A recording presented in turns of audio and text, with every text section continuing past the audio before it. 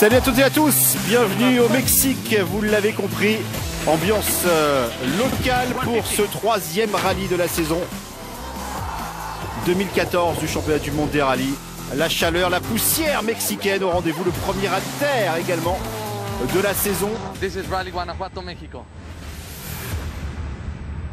Le contraste est assez impressionnant entre la neige et la glace du Monte Carlo et du rallye de Suède en janvier et au mois de février.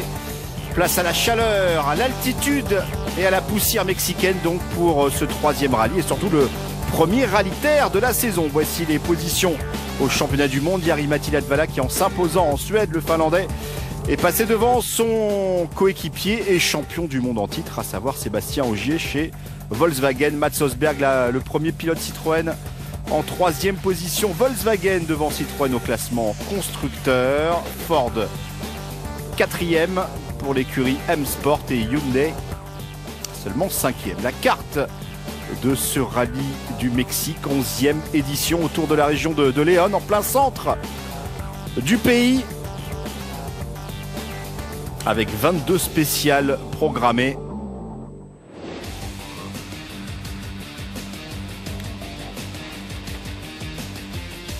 Nouvelle surface, nouvelles conditions météo. Plus de 400 km. C'est un rallye très exigeant ici au Mexique.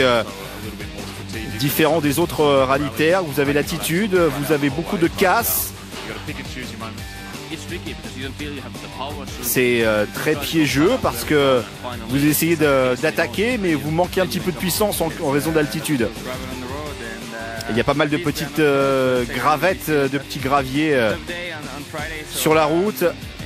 Bon, on commence pas en premier sur la route, on commence en deuxième position. Ça va être un petit peu compliqué en termes d'adhérence. Mais le rallye est très long, donc on verra bien sur les 2 derniers jours. Il y a beaucoup de pièges, les routes sont assez larges, mais sur les côtés vous avez pas mal de grosses pierres. Et les impacts sur la voiture peuvent être importants.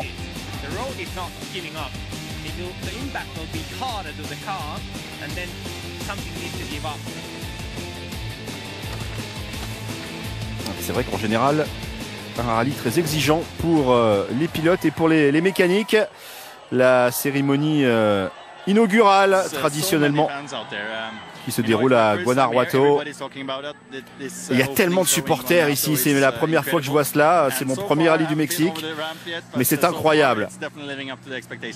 Ça dépasse mes attentes. Incroyable le nombre de spectateurs, je n'ai jamais vu cela en rallye. Atmosphère très spéciale, c'est vraiment sympa d'être proche des spectateurs. C'est vraiment différent des autres rallyes, c'est fantastique. Il y a énormément de monde, c'est vraiment agréable. C'est le départ le plus spectaculaire du championnat du monde. Vous voyez tous ces gens ici. Alors que la spéciale n'est pas encore partie. C'est un super sentiment.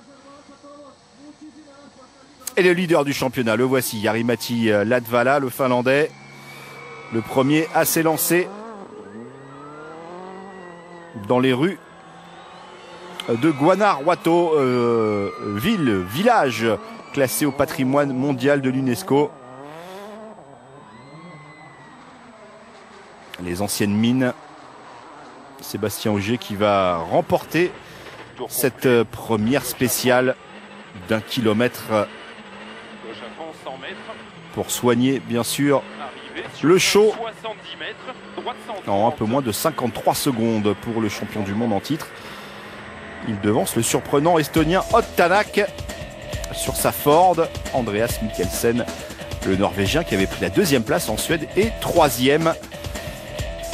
Chris Mick pour Citroën et Jari-Matti Latvala qui complète ce top 5. Les choses sérieuses qui démarraient ce vendredi, donc avec 10 spéciales au programme et énormément de choses qui se sont passées. On le verra pour certains. La route et le rallye a pris fin très rapidement. Voici le programme chargé donc de cette journée de vendredi. 10 spéciales au programme. Au nord de la région de León. Avec notamment la spéciale très longue du Chocolaté. À 2 reprises, plus de 44 km à effectuer pour cette spéciale la plus longue de la journée. Et on finira par des super spéciales à León. Pour la première fois de sa carrière, Jari-Matti Latvala qui prend la tête du championnat du monde des rallyes. Et c'est donc lui qui va ouvrir la route. Ce n'est pas un avantage ici, on l'a dit. Beaucoup de gravier, beaucoup de cailloux présents qui vont être balayés au fur et à mesure des passages. Et lorsque vous ouvrez la route comme cela, puisque vous menez le championnat du monde pour Latvala, c'est très compliqué. On va voir comment s'en sort le Finlandais.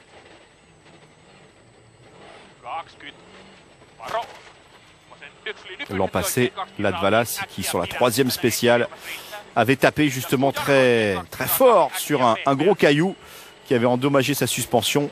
Il n'avait pris que la 16e place du rallye. Il doit s'en souvenir, le Finlandais. Et des gros ravins sur la droite. 3 minutes après lui, s'est lancé Sébastien Ogier et son copilote Julien Ingrassia. Toujours pour le Volkswagen.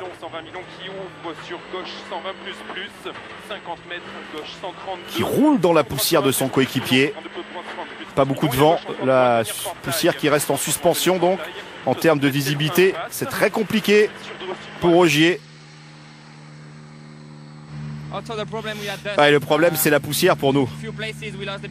À quelques endroits, on a perdu des dixièmes de seconde à cause de cela. Chris Mick, l'Irlandais du Nord, le pilote Citroën. Sur le podium, sur le Monte-Carlo, ça s'est un petit peu moins bien passé pour lui en Suède. Chris Mick.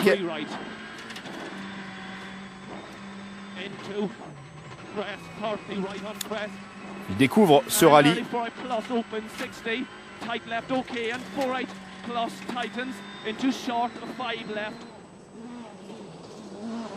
Ça se passe plutôt bien pour Chris Mick pour le moment.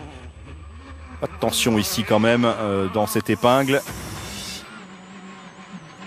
Il a failli toucher tout simplement. Ça se joue à quelques centimètres. Mikko Hirvonen, le pilote Ford, le Finlandais qui doit retrouver de la confiance.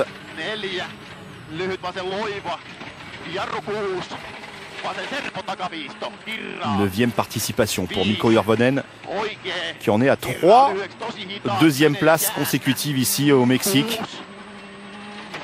2011, 2012, 2013 et une vache qui traverse juste devant la Ford du Finlandais. Voilà également l'aspect atypique de ce rallye du Mexique. Mauvais timing pour le ruminant. Et je pense que le plus effrayé, ça a dû être Mikko Hirvonen.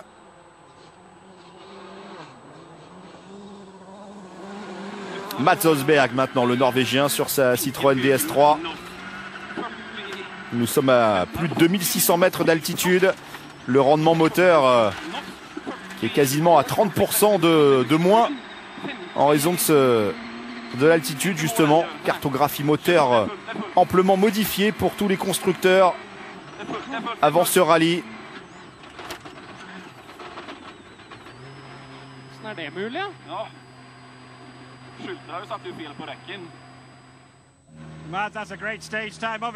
Il remporte cette 3e spéciale, Mats Osberg.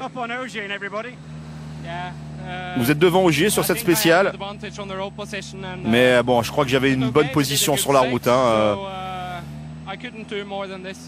ne pouvais pas faire mieux que ce que j'ai fait ici. Ouais, et j'essaie d'en tirer avantage. Et Mats Osberg, tout simplement, qui prend la tête du rallye en signant le scratch de cette spéciale de 44 km. Andreas Mikkelsen sur la 3e Volkswagen. Là, il va mordre à l'extérieur. Et il va tout simplement arracher la roue. Andreas Mikkelsen. La suspension qui a tout simplement rendu l'âme. Il ne pourra pas repartir. Il n'aura rappelle Mikkelsen qui avait pris la 2e place du rallye de Suède.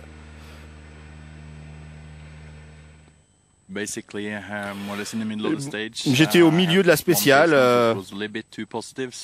Il y avait une note qui était peut-être un petit peu trop positive, en tout cas un petit peu enthousiaste, je pense, optimiste. Je suis arrivé trop rapidement dans le virage qui se fermait rapidement en fait. On a accroché quelques rochers à l'extérieur et puis on a détruit le pneu arrière droit et on a dû tout simplement s'arrêter. Et voilà, une petite erreur qui coûte cher pour Andreas Mikkelsen. Rosberg avec une petite seconde d'avance sur Sébastien Ogier. Robert Kubica, le Polonais, 6e sur sa Ford. Thierry Neuville sur la Hyundai, 9e. La spéciale de Las Minas que vous avez peut-être pu suivre en direct sur notre antenne vendredi. Un peu plus de 15 km.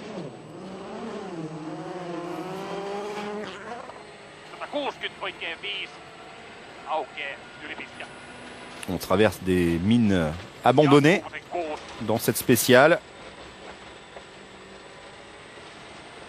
Et Latvala toujours qui ouvre la route et qui s'en tire pas si mal que cela, hein. Malgré la quantité de pollution comme nomment cela les pilotes, c'est-à-dire la petite gravette, des petits graviers qui vous font tout simplement piloter sur des œufs. En termes d'adhérence, c'est très précaire. Mats Rosberg, le leader du rallye donc. Malgré la présence des 2 polos devant lui, c'est plutôt un avantage pour Mats Rosberg puisque la route est balayée par ses rivaux.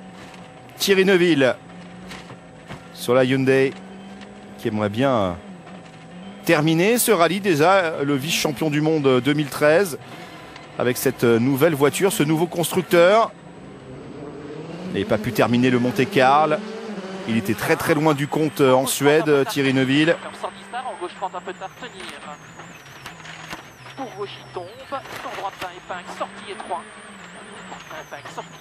Crevaison lente visiblement pour Thierry Neuville sur cette 4e spéciale.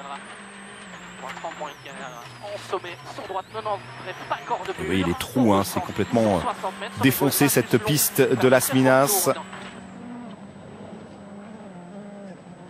Robert Kubica, il avait signé 2 victoires de spécial au Monte-Carlo, mais deux grosses sorties de route, hein, pour Kubica dans la principauté et puis au rallye de Suède.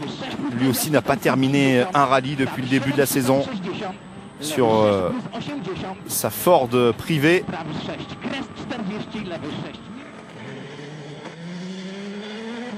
Sixième, plutôt pas mal pour l'instant pour Kubica. Chris Atkinson sur la 12e Hyundai, sa première sortie cette saison. L'Australien.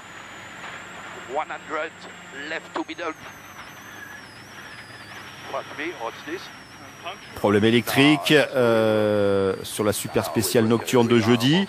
Et là, visiblement, un problème électrique.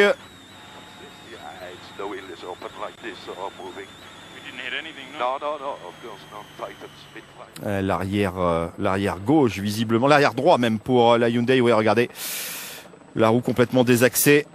Il rejoint l'arrivée de cette spéciale de Las Minas au ralenti. Quel est le problème? Vous avez touché? Vous avez cassé quelque chose? Non, c'était sur un long virage gauche. J'ai ressenti quelque chose d'étrange. Je pensais que c'était une crevaison en fait, mais on n'a rien tapé. Je pense que c'est un arbre de suspension tout simplement.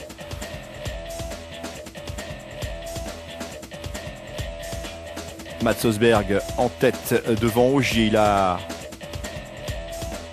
même augmenté son avance, Mats Rosberg, sur le champion du monde français. Järvonen 3e place. Et Kubica toujours 6e. Petit tour par le parc d'assistance. À Léon. Bonne matinée pour Mats Rosberg. Ouais, j'avais des espoirs de bien performer ici. C'est mon premier rallye terre avec Citroën. Je savais pas trop à quoi m'attendre. Mais dès la première spéciale, on a eu un bon feeling. J'ai compris que je pouvais attaquer. Et ben, j'ai gagné des précieuses secondes. Ouais, chez Hyundai, ce n'est pas vraiment le même sentiment sur la nouvelle i20, notamment chez Chris Atkinson. On n'a rien tapé, il y a apparemment quelque chose de bizarre dans la suspension. On a perdu la roue arrière droite. On a dû tout attacher pour pouvoir rallier le départ de la 5e spéciale, mais bon, tout est OK.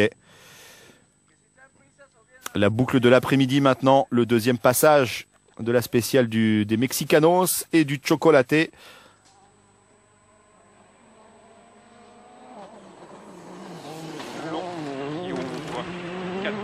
Droite 140, de suite gros frein 50 mètres avant gauche 123, qui ferme en épingle gauche 50. 50 mètres. Alors les spéciales, les routes sont un peu plus balayées maintenant après le passage de la matinée de tous les concurrents. Sébastien Ogier a décidé de sortir la grosse attaque.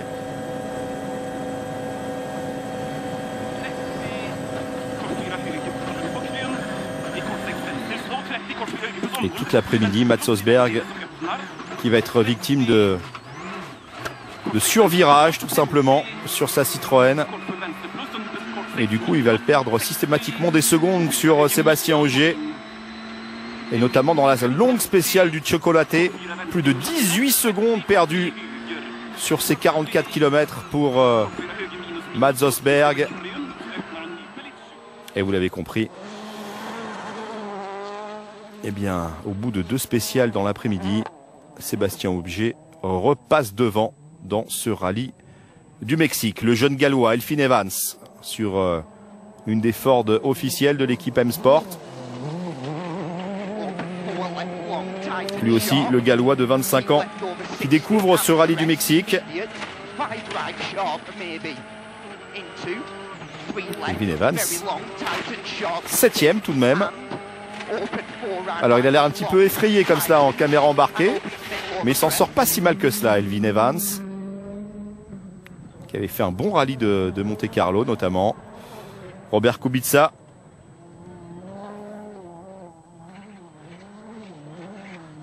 lui aussi, le Polonais découvre les pistes mexicaines. Il va se faire une grosse frayeur sur la spéciale du Chocolaté, le deuxième passage. Ça va se jouer là encore à quelques centimètres. Parti en dérive. Martin Prokop, le Tchèque, très régulier.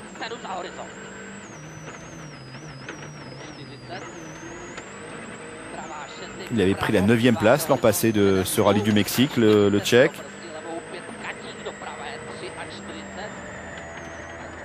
Il avait écopé d'une pénalité de 10 secondes tout à l'heure pour être arrivé en retard au départ de la deuxième spéciale. Ogier qui est passé devant donc.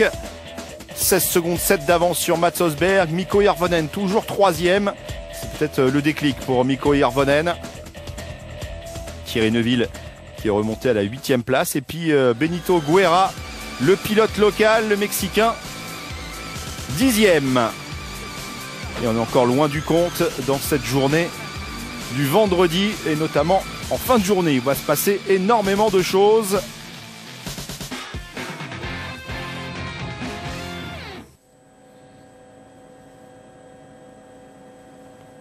On va tout de suite faire un point également sur la catégorie, allez, on va dire la deuxième division, le WRC2. Ottanak, qui, l'Estonien, avait réalisé de belles choses jeudi soir, qui a détruit sa Ford. Le Péruvien Nicolas Fuchs aussi est obligé d'abandonner. L'Italien Max Randina qui se retrouve 3e à la fin de cette journée du vendredi en WRC2. Autre Italien, Lorenzo Bertelli, qui était leader après 3 spéciales. Problème de frein à main, l'Italien est 2e. Et puis l'Ukrainien Yuri Protosov, toujours régulier sur sa Ford. Yuri Protasov qui emmène la troupe à la fin de la journée du vendredi. En WRC2 toujours, on le rappelle. Allez, on retrouve le championnat du monde des rallyes WRC donc.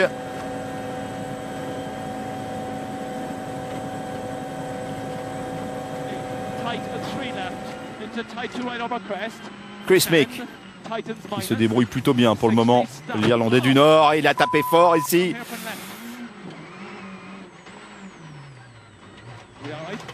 Une bataille pour la 4e place qui prend fin sur cet impact pour Chris Mick.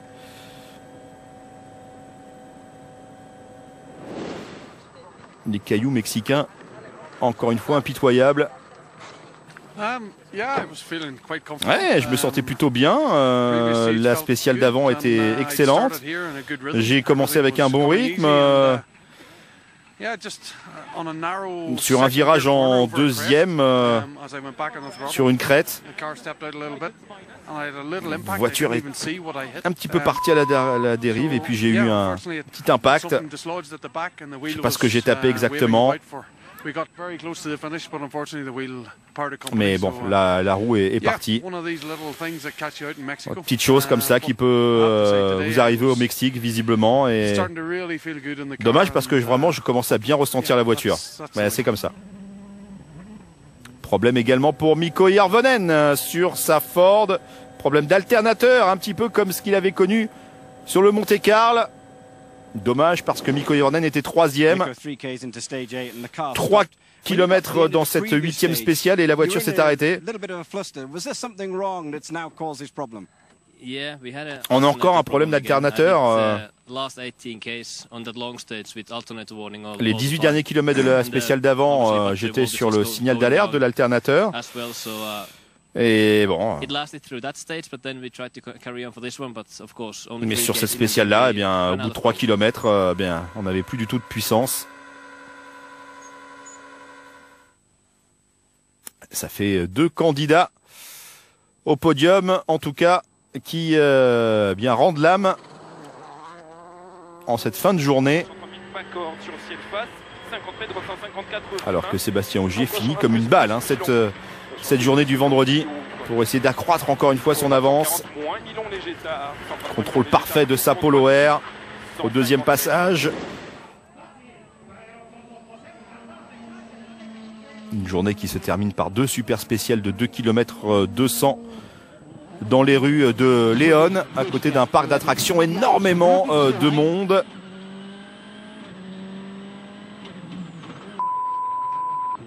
Et pourtant, eh bien, sur des spéciales sans danger, regardez Robert Kubica qui trouve le moyen de partir en tonneau, tout simplement. Incroyable Robert Kubica, victime de grosses sorties de route depuis le début de la saison de manière systématique. Là, sur des spéciales urbaines comme cela, on dit souvent qu'il y a plus à perdre qu'à gagner. L'illustration parfaite pour le Polonais qui était 6e, qui avait des espoirs de monter sur le podium.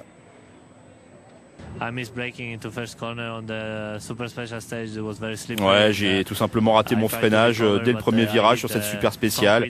C'était très glissant et j'ai tapé le béton. On est parti en tonneau. On a pu finir la spéciale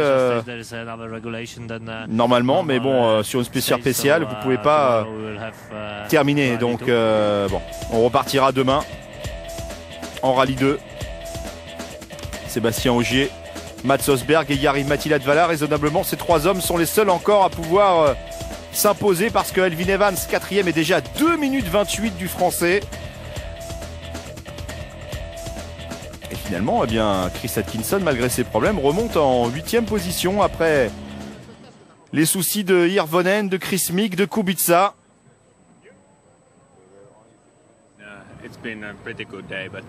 Ça a été une journée plutôt bonne. On va travailler sur la voiture, ce n'est pas des vacances ici. C'était très glissant par endroits, mais bon, je suis plutôt satisfait de la manière dont se passent les choses. Surtout qu'on le rappelle, Kubica ouvrait la route. Il reste encore beaucoup de kilomètres à effectuer sur ces routes mexicaines. Le résumé de la 2e journée à suivre dimanche à 10h45 sur Sport Plus. Et la 16e spéciale à suivre en direct à minuit dans la nuit de samedi à dimanche. Bye bye!